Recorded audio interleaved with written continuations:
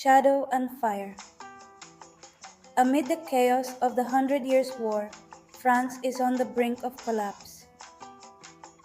In a small village called Domremy, a young peasant girl named Jeanne d'Arc begins to hear divine voices that guide her towards a great mission to save France.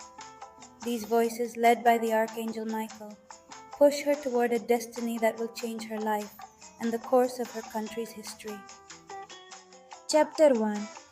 The Echo of Voices. One dark, silent morning, Jen wakes up startled, her heart pounding. The voices that had been calling her in dreams for weeks are now clear and urgent. Rise, daughter of France, your time has come. Still trembling, Jeanne steps outside into the cool morning air where mist blankets the garden outside her home. There, between the shadows, a bright light shines from within the plants.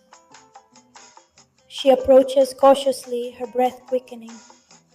As she gets closer, what she sees takes her breath away. A gleaming sword, standing upright in the earth.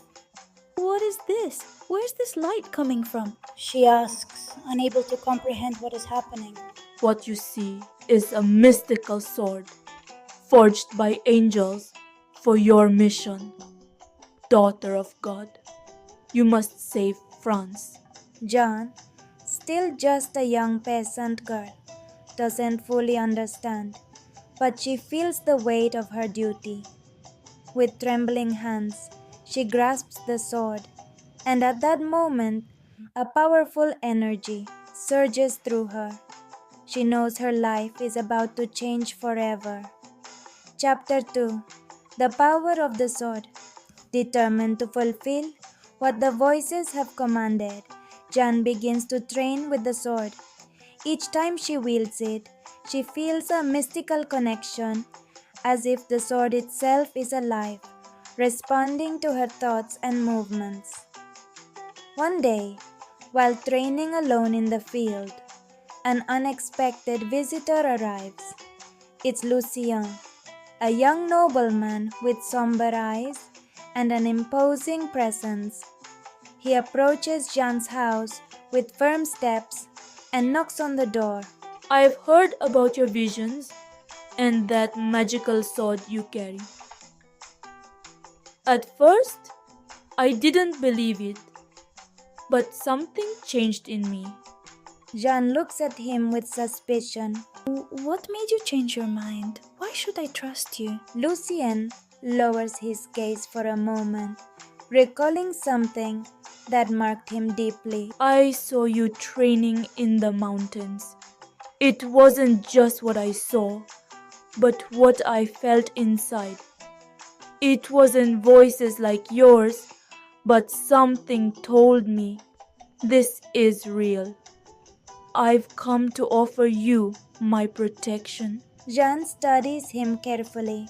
The voices had spoken of a protector, someone who would help her in her mission. The Archangel Michael told me of you. I accept your help, Lucien. Chapter 3. The Meeting with the King.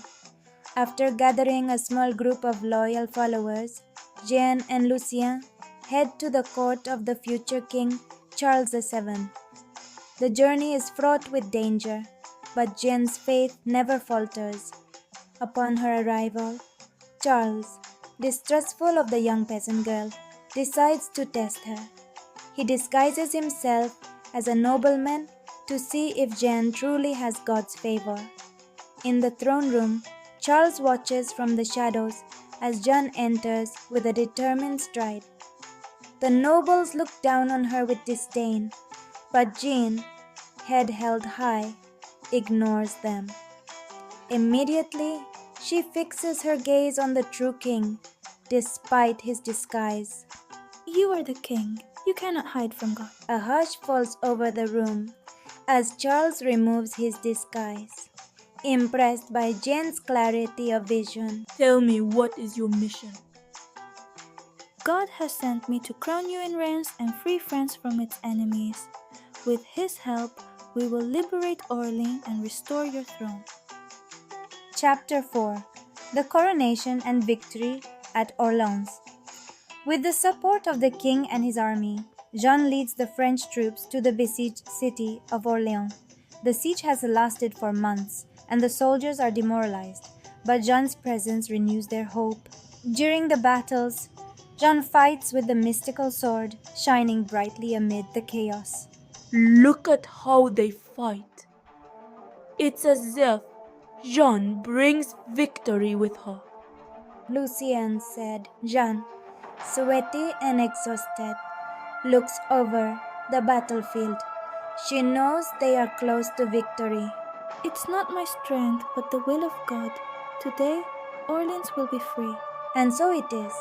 After fierce fighting, the French managed to lift the siege.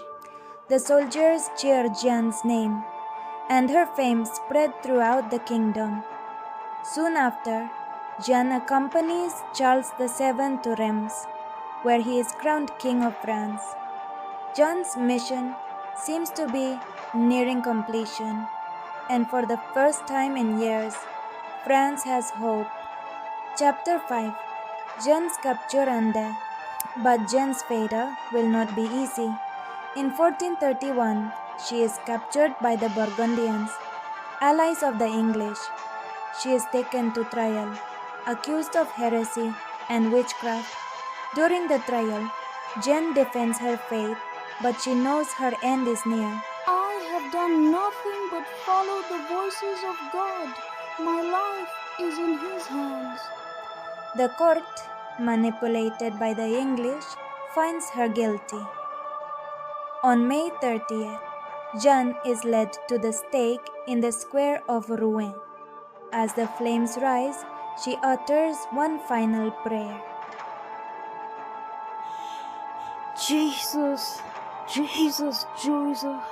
Her last words echo through the air, and at the age of 19, Jeanne d'Arc becomes a martyr. However, her legacy endures for centuries, and years later, her name is cleared. End.